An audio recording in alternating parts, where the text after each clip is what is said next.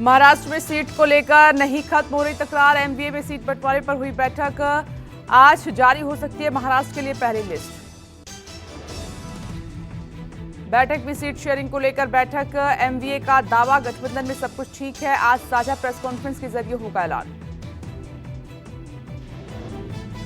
सूत्रों की माने तो लोकसभा चुनाव के रिजल्ट को आधार बनाकर विधानसभा चुनाव में सीट शेयरिंग तय की गई है। इसमें कांग्रेस 100 से 105, शिवसेना यूबीटी 96 से 100 और एनसीपी शरद 80 से 85 सीट पर चुनाव लड़ेगी। शिंदे गुट ने 45 उम्मीदवारों की लिस्ट जारी की है। कोपरी पाचपा खाड़ी से चुनाव लड़ेंगे एकनाथ शिंदे और मुक्ताई नगर से चंद्रकांत पाटिल को टिकट। रत्नागिरी से उदय सामंत चुनाव लड़ेंगे। राजापुर से रविंद्र सामंत को टिकट मिला है। शिंदे की शिवसेना ने मुंबई से 6 लोगों को उम्मीदवार बनाया है। इन 6 लोगों में 2 महिला उम्मीदवार हैं, जिनमें मनीषा वायकर, दिलीप लांडे, प्रकाश सुर्वे, मंगेश कुडलाकर, सदा सरवणकर और यामिनी जाधव का नाम शामिल है। एमएनएस ने 54 उम्मीदवारों की लिस्ट जारी की। राज ठाकरे के बेटे अमित ठाकरे को टिकट मिला है। माहिम से चुनाव लड़ेंगे अमित ठाकरे। महाराष्ट्र में चुनावों के बीच मुंबई में लगे उत्तर प्रदेश के मुख्यमंत्री योगी आदित्यनाथ के होर्डिंग से योगी की तस्वीर के साथ लिखा बटेंगे तो कटेंगे का नारा। सीएम योगी की फोटो के साथ बटेंगे तो कटेंगे नारे वाले पोस्टर को विश्व बंधु राय नाम के शख्स ने लगाया है और विश्व बंधु राय बीजेपी समर्थक हैं। नारायण राणे के बेटे नीलेश बुधवार को शिवसेना में शामिल होंगे। शाम 4 बजे सीएम शिंदे की उपस्थिति में शिंदे गुट का हिस्सा बनेंगे। जेएमएम ने 35 सीटों पर जारी की उम्मीदवारों की लिस्ट। बरहेट सीट से सीएम हेमंत सोरेन और गांडेय सीट से उनकी पत्नी कल्पना सोरेन और दुमका सीट से भाई बसंत सोरेन को बनाया उम्मीदवार। झारखंड विधानसभा चुनाव को लेकर आरजेडी का रुख साफ है। तेजस्वी ने कहा कि हम सब एकजुट मिलकर बनाएंगे सरकार। झारखंड विधानसभा के लिए 6 उम्मीदवारों की लिस्ट जारी की। आरजेडी ने झारखंड विधानसभा के लिए 6 उम्मीदवारों का किया ऐलान। चतरा से रश्मि प्रकाश और कोडरमा से सुभाष यादव को टिकट।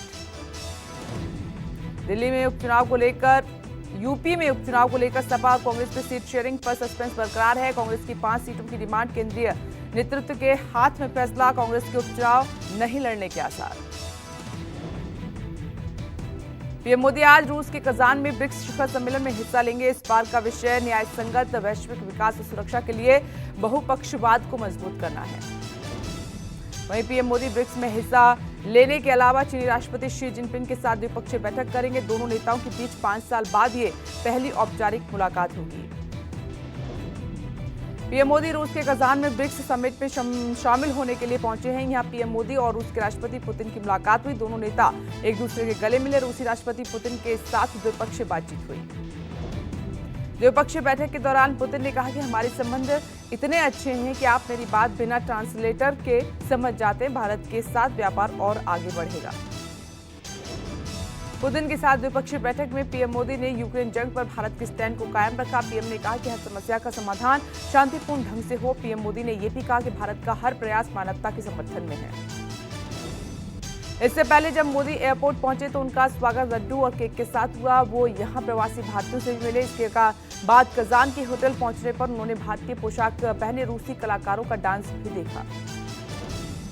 पीएम मोदी पिछले 4 महीने में दूसरी बार रूस गए हैं। इससे पहले जब वे जुलाई में रूस गए थे तो उन्होंने पुतिन को सलाह दी थी कि बम, बंदूकों और गोलियों से शांति संभव नहीं है।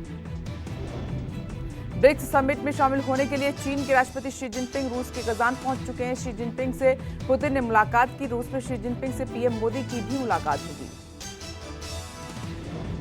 पूर्वी लद्दाख में एलएसी पर गतिरोध खत्म है। दोनों सेनाओं के बीच गतिरोध खत्म। चीन ने भारत के साथ समझौते की पुष्टि की। पूर्वी लद्दाख से पीछे हटेंगी दोनों देशों की सीमाएं।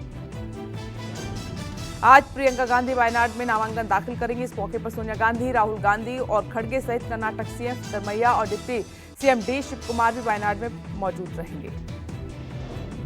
राहुल गांधी ने प्रियंका गांधी के वायनाड संसदीय क्षेत्र से नामांकन दाखिल करने से पहले कहा कि वो इस क्षेत्र के लिए अपनी बहन से बेहतर प्रतिनिधि की कल्पना नहीं कर सकते।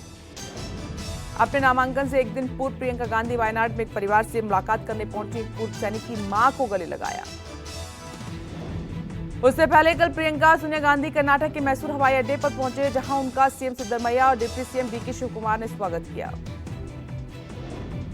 वक्फ बिल पर जेपीसी की बैठक में हंगामा। टीएमसी सांसद कल्याण बनर्जी और बीजेपी सांसद अभिजीत गंगोपाध्याय के बीच बहस के बाद हुई झड़प। कल्याण बनर्जी हुए चोटिल। जेपीसी की बैठक में कल्याण बनर्जी ने बिना बारी के ही अपनी बात रखना चाहते थे, लेकिन अभिजीत की टोकने पर उन्होंने कांच की बोतल टेबल पर मार दी, जिससे वे चोटिल हो गए।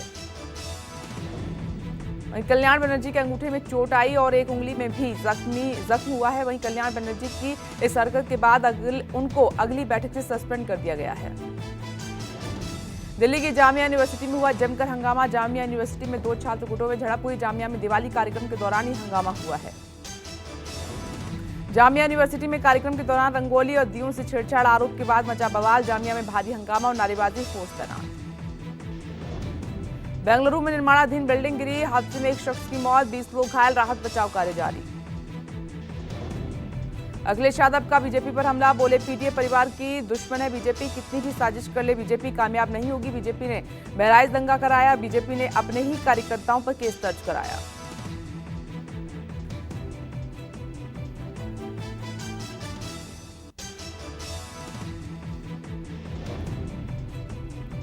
चौबीस घंटे में 79 विमानों को मिली बम से उड़ाने की धमकी। 8 दिन में अब तक 169 से ज्यादा थ्रेट कॉल हैं। दहशत में सफर, हाई अलर्ट पर हैं सुरक्षा एजेंसियां। गांदरबल में टारगेट किलिंग के बाद सर्च ऑपरेशन जारी। आतंकियों की धरपकड़ के लिए सर्च ऑपरेशन। इस बीच हुआ बड़ा खुलासा। जम्मू कश्मीर में आतंकियों के खिलाफ बड़ा ऑपरेशन। टीएलएम के आतंकी भर्ती मॉड्यूल का भंडाफोड़, काउंटर इंटेलिजेंस की छापेमारी। गांदरबल समेत 7 जिलों में छापेमारी। सीआईके टीम ने श्रीनगर, गांदरबल, बांदीपुरा, कुलगाम, बडगाम, अनंतनाग और पुलवामा सहित कई जिलों में छापेमारी की। सीआईके के मुताबिक लश्कर के नए संगठन टीएलएम को पाकिस्तान का बाबा हमास चला रहा था। स्थानीय लोगों की मदद से की जा रही थी आतंकियों की भर्ती।